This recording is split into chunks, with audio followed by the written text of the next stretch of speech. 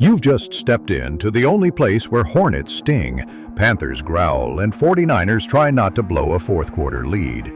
Welcome to the Buzz and Roar Show, hosted by a guy who loves sports named Ethan. We're talking Queen City sports with just the right amount of bias and way too much caffeine. Let's get it going.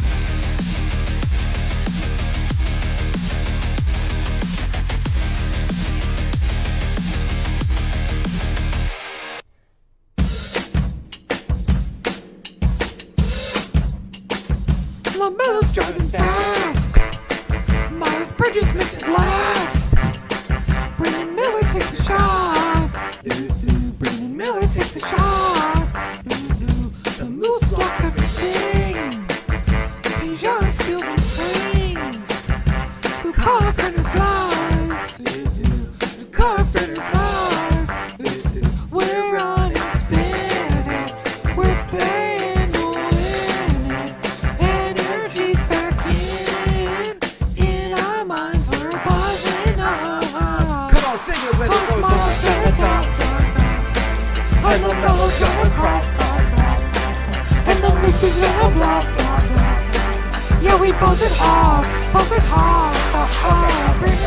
That might be a little too much. I deeply apologize for what you guys just witnessed. But welcome everybody to the Buzz and Roar Show. If you're listening on Spotify, make sure you subscribe to my YouTube channel called Capital B Buzz, Capital A and Capital R Roar, Capital S Show. And if you're watching on YouTube, follow the show on Spotify. Both are linked in the channel bio or the description of this episode. If you'd like to get involved with the show or sponsorship requests, send me an email at all lowercase, ethanthebroadcaster@gmail.com. That is ethanthebroadcaster@gmail.com.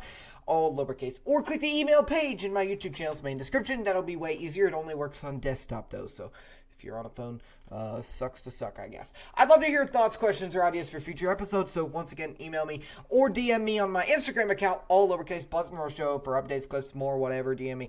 Once again, I answer every single question that gets thrown at me on my Instagram or emailed. I love answering questions about the fact that, whatever the question is, like if I'm a 14-year-old analyst, if it's about that, well, whatever it is, just DM me, email me, I'd love to connect. Anyways, welcome to the Buzz and Roar Show. Subscribe, by the way, and let's get started. I don't really have anything else to say. Let's just honestly, let's kick this episode. Gosh, I always do this. I need to know the episode number before I start next time. If you're not new here, you don't know. But if you are new here, reverse everything I just said. If you're not new here, then you do know. Every single episode I struggle with this. What episode is it? It's episode 24. Well, I can't believe that I've done this for 24 weeks. Way longer than 24 weeks. But I'm just mentioning the fact that I have done this for 24 weeks. What I was about to say, though, is I don't really have anything else to say. Let's just go straight into this episode with kickoff here on the Buzz and Roar Show. Let's dive into the show with a game to start us off. It's kickoff time here on the Buzz and Roar Show. Who's ready? I know I am.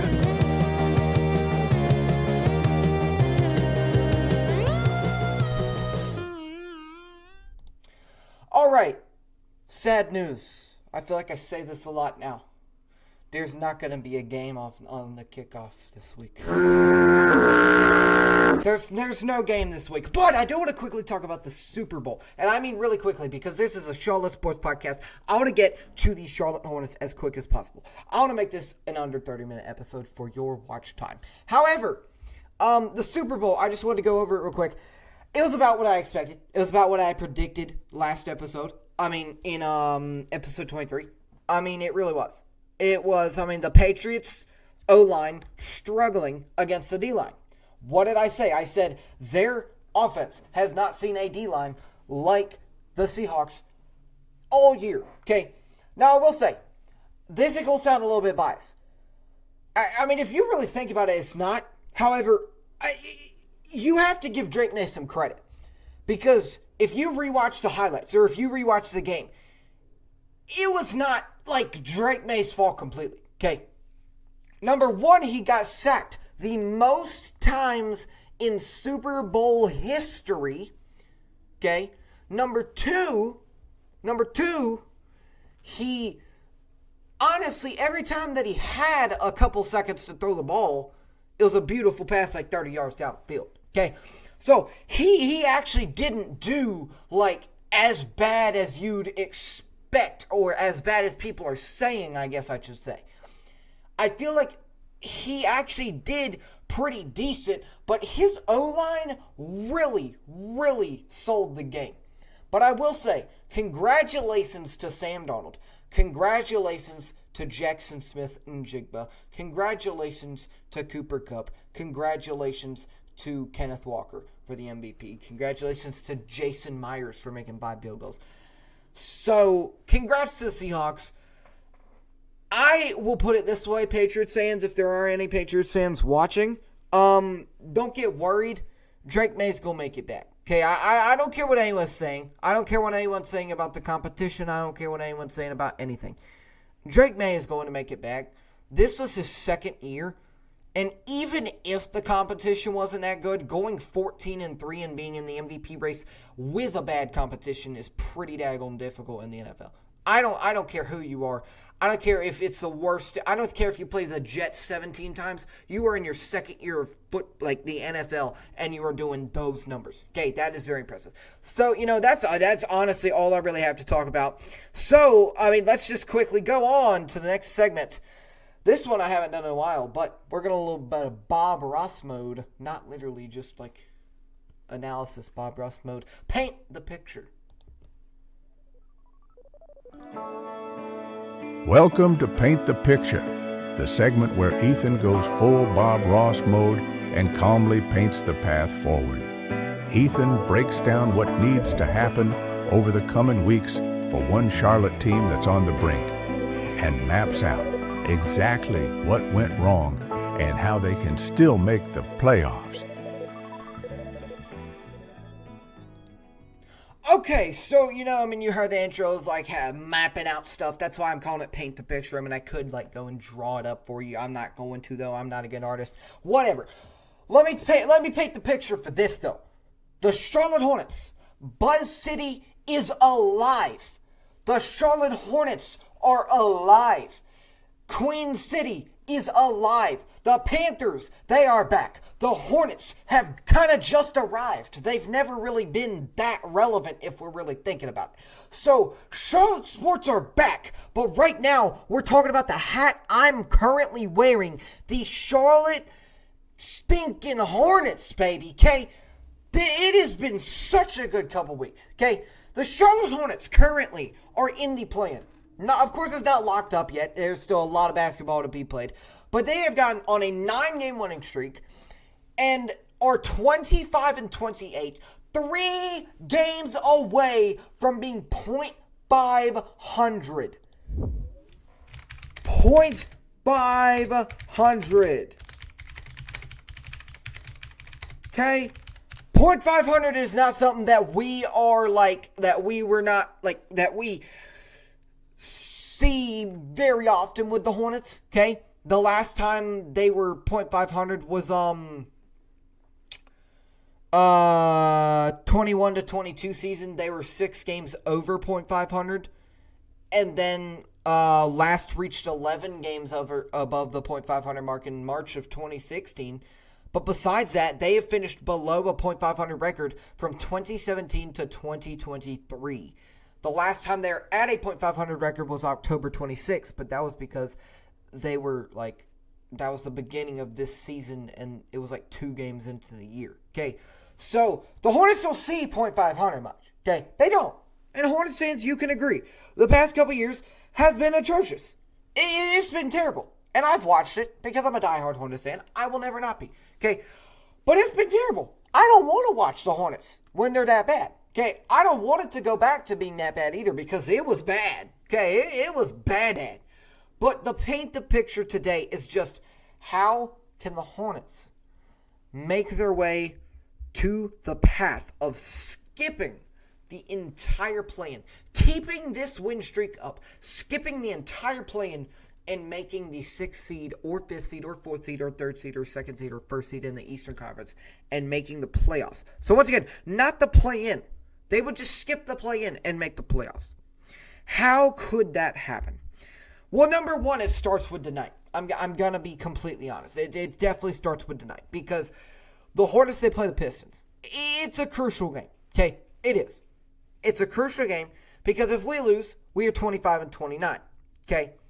Now, you may be wondering, why is that a crucial game? Well, it's because if the Hawks beat the Timberwolves, they will be 27-28, which means we cannot take the 9th seed. However, if the Hawks lose, we can still take the 9th seed. But let's paint the picture again. If the Hornets win tonight and the Hawks lose, it would be 26-28 against 26-29. The Hornets would be 9th seed in the play-in, which is crazy. Now, the Heat are only 2 games ahead of that, okay? So, it's very reasonable to think that we could be 8th seed by that point. The only thing you have to be worried about is the fact that some teams have played a little bit less games, or they haven't played less games, but their records are just a kind of funky. Like the Magic, they are 27-24, okay?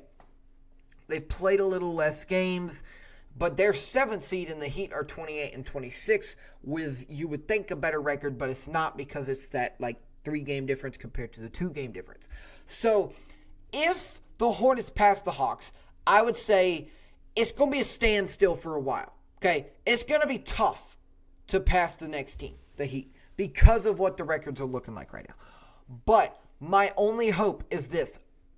That 6th seed spot is only 5 games away, okay? We're only 5 games back from that 6th seed spot. And this is going to sound even crazier, but, I'm going to say only. I don't mean to say only, but, we're only 11 games behind the 2nd seed in the Eastern Conference. And, you go to me and, say only. Only? 11 games is a lot, Ethan. But what I'm getting at by that is there's a lot of teams. That's the 2nd seed. We are 11 games behind the 3rd seed. We are 9 games behind the 4th seed. 8.5 behind the 5th seed. And then, like I just said, we are 5 games behind the 6th seed. So, it's just, it's a thing to definitely think about if you're a Hornets fan. Could we just skip the entire play-in? But the other thing to worry about if you're a Hornets fan is honestly injuries in the final stretch.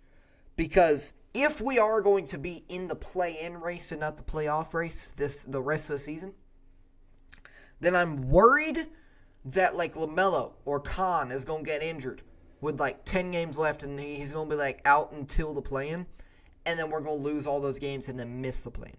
Okay, so there is a lot to think about and analyze there.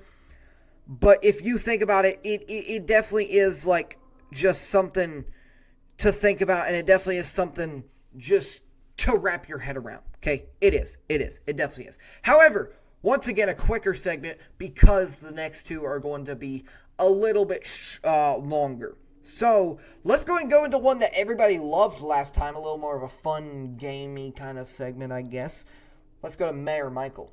I did not mean to click it that early. Whatever, let's play the audio cue. Let's find out who Ethan thinks is May and who he thinks is Michael. He.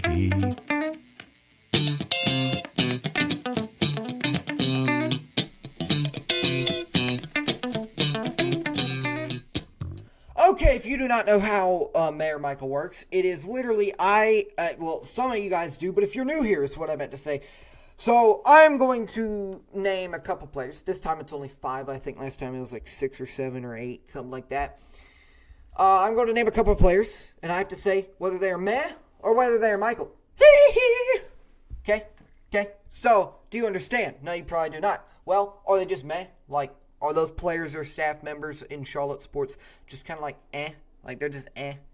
Or are they Michael Jackson? Because Michael Jackson is probably the best singer of all time. So are they meh? Or are they Michael, meaning the greatest of all time? Let's go and start off with Kobe White, the one, the only. Kobe White. I want to talk about him for a second because we just got him off trade. Of course, I wanted to add him to this. Kobe White is Hold on, give me 2 seconds. I hate doing this during the podcast.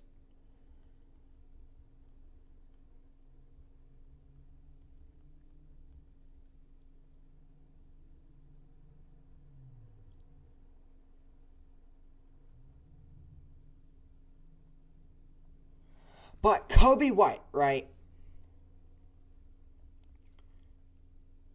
Kobe White, right? So he is way better than Colin Sexton. I was talking about that about a week and a half ago, I think. He has proved to me already, and he hasn't even played a game, that, I mean, me looking at his highlight reel, we fleeced the mess out of them. We traded, like, Meachage for, like, Nurkic for, like, Sexton, and then for Kobe White. Okay, I saw something earlier that actually said the Hornets GM staff might be the smartest in the league, because it said the Hornets traded 2 players that aren't even in the NBA anymore. They went back to, like, Russia or Slovenia, I forgot, for Kobe White in the end. Okay, 2 players that aren't even in the NBA anymore, because we had him a couple years back and we traded him for, I think it was Sexton. And they aren't even in the NBA anymore. And we ended up getting Kobe White from them. So we honestly, I mean, in general, we absolutely fleeced the mess out of everybody. Okay? Everybody just got absolutely smacked. Just in the noggin. Okay? So, in general, I'm going to go Kobe White is a ow! Come on, baby. Kemba Walker is the next one. Kemba Walker.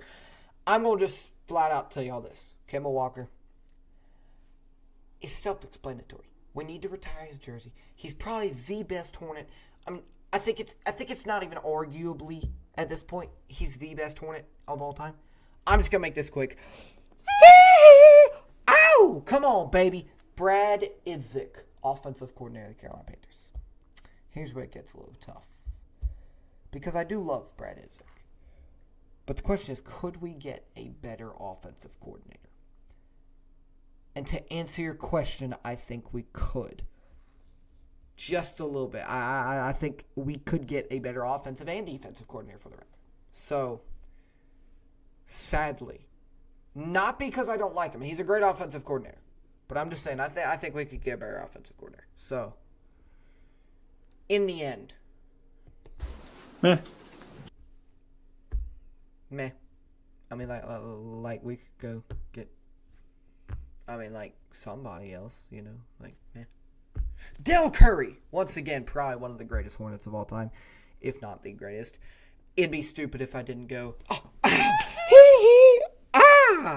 Come on, now, Trey Man. Listen to me clearly. Hornets fans, this is the last one on here, by the way. Then we're going to the longest segment of the day. I wanted to keep this really short because I do have to do stuff today, that's why. But, Trey Man, the one, the only. He has had some good couple games, okay? Of course, after the Kobe White Colin Sexton trade, like, Kobe White can't play, so Trey Man's taken, like, really heavy minutes now. He's played really well, okay? But, I cannot tell you the fact that Trey Man is not as good as Kobe White or Colin Sexton or anybody. And Trey Man, honestly, is the most trade bait person in the world. Like, I would be so happy if we got rid of him because of the fact that we could just get so many good trades for him. So, meh. Okay, now, the last segment of the day. Once again, I'm trying to keep it short. This is probably the worst episode I've ever recorded, and I'm tired. Whatever. Scouts report. Let's go to it, and then we're done for the day.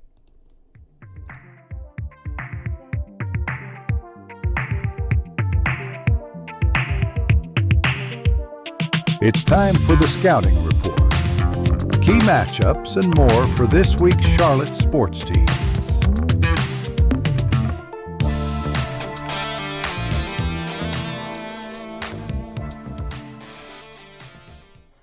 The Scouting scouting report here on the Buzz and Roar Show. Just in general, I want to talk about the Hornets for just a second here. Okay, 9-game winning streak. Could beat the Pistons tonight at 7 and make it 10. Okay, let me say this real quick about the Pistons game. It's very possible. I mean, we have beat who again? Let me just name them. The Thunder, the Spurs, the Mavericks, the 76ers, the Magic, the Nuggets, the Lakers. I could go on. Okay. We are a good basketball team. Do not underestimate us. Okay. We not only might beat the Hornets, but I'm going to come on a limb and say that if we play this right, it is in Charlotte. Did you hear how loud the game was when San Antonio came into Charlotte the other week? And we beat them. I'm not hinting at anything, but I'm just saying, Hornets fans, don't jinx it. Knock on wood. Hold up. I just knocked on wood for you because I don't want to jinx it, but I am pretty confident that the Hornets are about to get another upset win. But this time against the Detroit Pistons. Let's go. Now, I also want to talk about some breaking news. Pat Connaughton. We cut him. Okay? We cut him. And then 2.5 hours ago, we signed him back. Huge news, okay? So once again, I was talking about the GM of the Hornets earlier, okay? Not only did we get Kobe White, not only did we get, Tyus Jones, but then we traded him, and then that Branham guy, just a ton of good players, okay? And we got a ton of good draft picks. But not only did we do all that, we also just signed back not only one of the longest tenured Hornets, but also a developing Hornet. Like not a developing, but like a developer, like a mentor. He is a huge mentor to this team. Pat Connaughton is. And so, getting rid of him for cap space, then getting him back, was just smart. Jeff Peterson, this is the best Hornets deadline I've seen in forever. Okay? Years. Okay? He is playing it so smart. And listen, I believe that not only is he playing it smart, but the entire coaching staff is playing it smart. The Hornets basketball team in general is playing it smart. We're all just, the Hornets have been smart lately. If I could describe the Hornets, it's smart. But I will say, I'm going to bring up consistency again. You guys hear it a lot from me. The Hornets need to be consistent. Because if they're not consistent, they're going to start losing games. And of course, but I talked about a couple weeks ago, especially with, last week, with Lee the Hornet. Go watch that interview right now. It's way more energetic than I am right now, I promise. I really am very tired. I just took a driver's ed permit test. I got my permit, baby. Let's go. Oh, yeah. One more year until I get my driver's license. I can go to every single Hornets game. That's not true because I still got to wait another year for the whatever time rule. That's beside the point, though. Okay, hear me out. Hornets, they need to be consistent with their consistency. I've said this so much lately, but they do. Now, of course, once again, I'm going to say it like I have been. That sounds stupid. Ethan, what the heck does being consistent at being consistent even mean? It means this. Can you be consistent? We've seen consistency. But can they keep that consistency going? So can they be consistent with their consistency? Meaning, can they keep on, even if they lose a game? Let's say they lose a game coming up. Can they get another win streak going? Can they get like 3 or 4, 5, 6 games going? Okay? Can they keep on piling wins? Let's say they lose tonight. Can they keep that consistency going? I don't care if we lose a game. Can we keep that consistent momentum going? Okay? If we can keep that consistent momentum and mentality going, then that is perfect. But I'm worried. I'm really worried. And I have not said this before. I'm very worried about the Charlotte Hornets right now. Because if we lose a game, I'm scared that it's a really young team and that being young is going to factor into that consistency and that we might, I'm going to be honest, a losing streak could happen. And then all these 9 games are just going to start fiddling down the drain. Okay, I'm worried that this 9-game win streak, if we lose a game, we're going to be, kind of disappointed that we didn't keep it up. Like, Con Knipple, he's going to be like, daggone it, I could have kept this going for years. In the middle of the ball, daggone it, I could have kept this going for months and years. But the problem is that is just the base. You have to start with consistency. Then honestly, you start with morale. I mean, listen, of course I'm a 15-year-old sports analyst. I said 14 earlier in the intro. I'm a 15-year-old sports analyst now. It was my birthday the other day. Happy birthday to me. Happy birthday to me. Happy birthday, dear loyal Hornets fan. That's an inside joke with my friend. You are an unloyal Hornets fan, David. Yeah, I'm calling you out, David. Whatever. I'm sorry. Anyways, happy birthday to me. All right, perfect. So besides the point, don't ask what just happened. So yes, though, the Hornets, they need to be consistent. And what I've been talking about, let me bring that back the 15-year-old thing. What I've been talking about my whole life, what I've noticed with teams, championship teams has got to have a good chemistry and has got to have a good morale. If the coach or leaders does not set a foundation of a good confidence and morale, you ain't going to win no games. I can assure you that you're not winning games if your confidence is down the drain. Okay, I can guarantee you if I lost one game and I was just over there, we suck. We're the worst team in the NBA. Everybody else picks up on that, then you are the reason why you start losing. Okay? Everybody in the locker room picks up on it. Okay?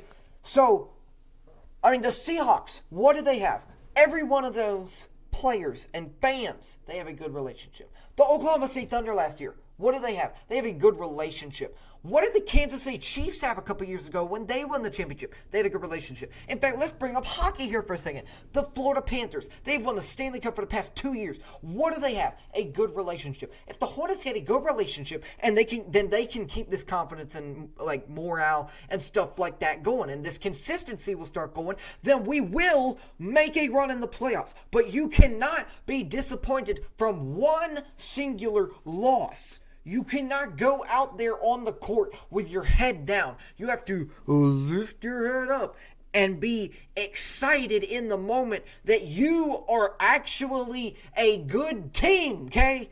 You have to, okay? So, please, Hornets fans, I'm about to unite every single one of you before I do my outro sequence.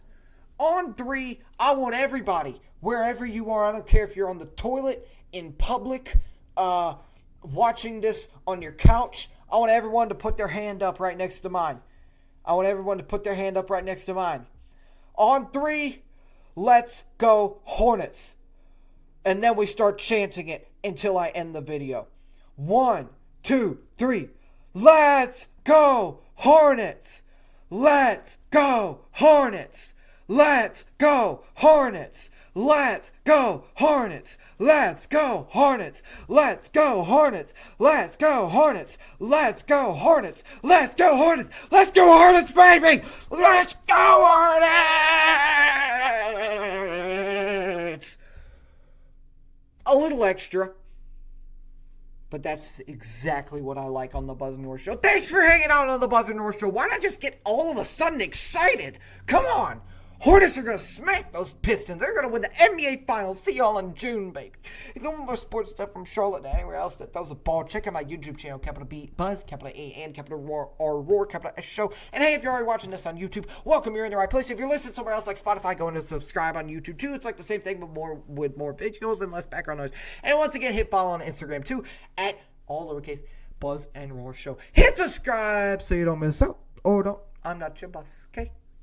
I'm not. I'll see you next time on the one, the only. Oh, and hit that sub button, because I'm trying to reach 500 subscribers by the end of the month. And honestly, I am growing really fast right now. But listen, there's an interview coming up possibly this week. It's going to be fun. I can't reveal anything yet, but it's going to be kind of crazy. Anyways, thank you so much. Hit that sub button, hit that follow button, hit that little bell, ding-a-ling-a-ling-a-ling, and that like button. It really means a lot. See you next time here on the one, the only Buzz and Roar Show. Thanks for listening to Buzz and Roar. We talk about sports, all kinds of sports. If you like the show, hit subscribe or follow. We'll be back soon with more stuff to share. Thanks again, and see you next time.